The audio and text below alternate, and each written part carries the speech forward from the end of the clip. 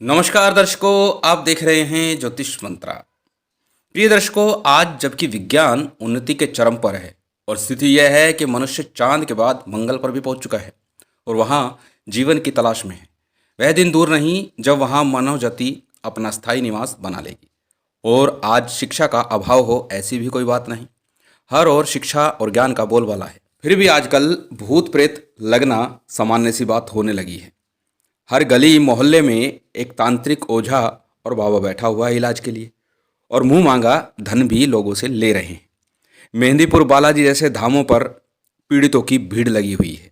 भूत प्रेत पीड़ित व्यक्ति के साथ साथ पूरे परिवार को भी परेशान करता है। धन और समय दोनों तो खराब होता ही है, साथ ही साथ परिवार को अनेक प्रकार से परेशानियां सहनी पड़ती है। कई बार तो अनेक प्रयास के बाद भी कोई सकारात्मक परिणाम नहीं मिलते। हर ओर निराशा ही नजर आती है। तब धर्म और परमात्मा से विश्वास उठने लगता है। भूत बाधा के कारण परिवार की उन्नति में भी बाधा आने लगती है, प्रगति बाधित होने लगती है। विवाह के बाद संतान प्राप्ति नहीं हो पाती, कार्य व्यवसाय ठप पड़ता चला जाता है, और भी परेशानियां जीवन में परिवार में देखने को मिलती हैं। यहाँ तक कि कोई मांगलिक कार्य संपन्न नहीं हो पाता। जब भी कोई मांगलिक कार्य परिवार में होने लगता है तो कोई ना कोई अप्रिय घटना या किसी प्रकार की ऐसी घटना घटित हो जाती है जिसके कारण मांगलिक कार्य को स्थगित करना पड़ जाता है, टालना पड़ जाता है। ऐसी ही परिस्थितियों के लिए आज मैं दो प्रयोग लेकर के आपके समक्ष हाजिर हुआ हूँ। पहला है उतारा और दूसरा है मंत्र प्रयोग। पहले बात करता हूँ उतारा। उतारा करना कैसे है? वैसे तो उतारा पीड़ित व्यक्ति की प्रवृत्ति और प्रकृति के हिसाब से किया जाता है, परंतु जो उतारा मैं आप लोगों को बता रहा हूँ वह हर प्रकार के प्रेत बाधा में शांति देता है, आराम देता है।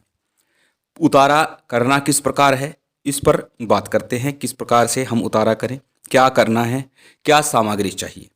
किसी भी मंगलवार या शनिवार के दिन संध्या काल में जब दोनों वक्त मिल रहे हों, अर्थात सूर्यास्त हो रहा हो और चंद्रोदय हो रहा हो, उस समय इस उतारे को करना है। एक छोटा सा लाल वस्त्र लेना है, यानी रुमाल के साइज का ले सकते हैं। उसमें थोड़ा सा गुड़ आपको रखना है।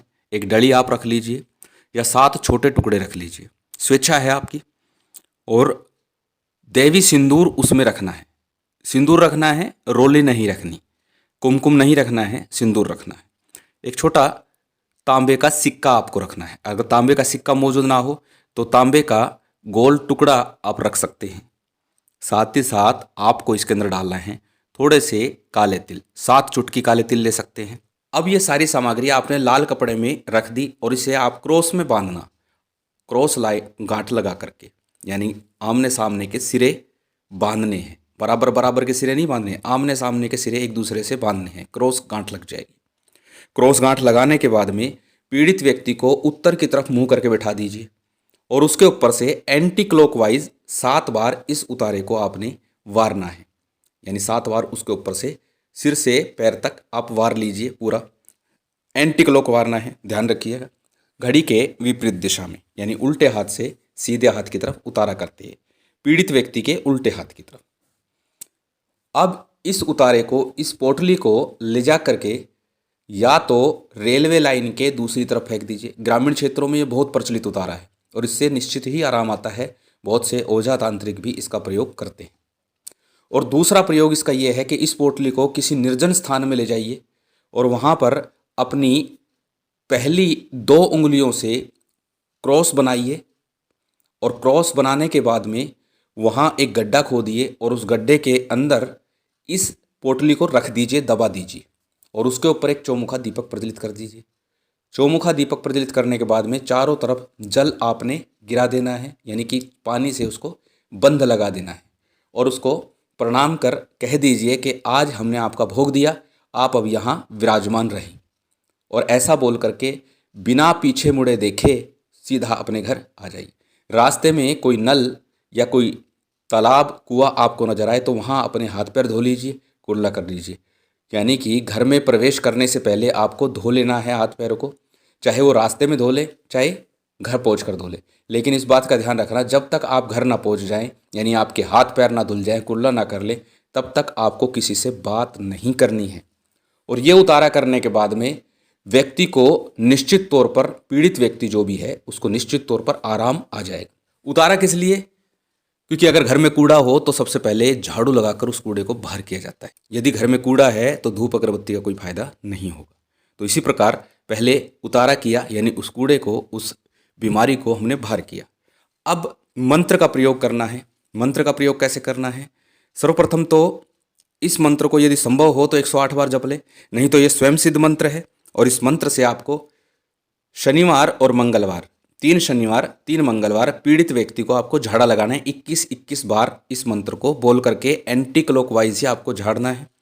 किसी चाकू से या मोरपंखी से, मोरपंख का झाड़ा ले ले, चाकू का प्रयोग कर सकते हैं, घर में सामान्य तौर पर मिल जाता है। उसके धो लीजिए, साफ कर लीजिए और फिर उससे उसको झाड़ा कर दीजिए। मुंह उत्तर में ही रखना है झाड़ा करते समय। झाड़ा करने वाले का मुंह दक्षिण में हो और झाड़ा लगवाने वाले का मुंह उत्तर में हो, क्योंकि उत्तर दिशा रोग शांति की दिशा होती है, इसलिए उत्तर दिशा बोला है। पूर्व में भी कर सकते हैं, लेकिन दक्षिण में और पश्चिम में मुख नहीं कराना है। मंत्र बता रहा हूँ, स्क्रीन पर आपको दिखाई दे रहा है। स्क्रीन को पॉज कीजिए और स्क्रीनशॉट लीजिए या किसी कॉपी या नोटबुक में नोट कर लीजिए। मंत्र इस प्रकार है। उल्टतम दे पलटतम काया, उतर आओ मेरे गुरु ने बुलाया, शेष सत्य नाम आदेश गुरु को। उल्टतम देह पलटतम काया, उतर आओ मेरे गुरु ने बुलाया, शेष सत्य नाम आदेश गुरु को। छोटा सा मंत्र है, सामान्य सा मंत्र है, बड़ी आसानी से आपको याद हो सकता है।